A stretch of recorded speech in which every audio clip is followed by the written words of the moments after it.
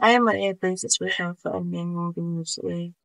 I am pansexual commonly as gender blind, and being pansexual is attracted to any gender. Ang pronoun ko ay she. Ang pronoun ko ay she, her. Um,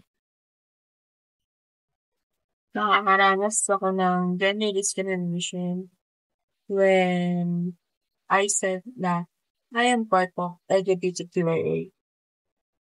Tulad ng, "Ay, bakit bakit daw ako nakikisali sa gano'n? Bakit bakit kailangan ko daw maging part sa gano'ng community?" Which is hindi naman dapat katanong-tanong.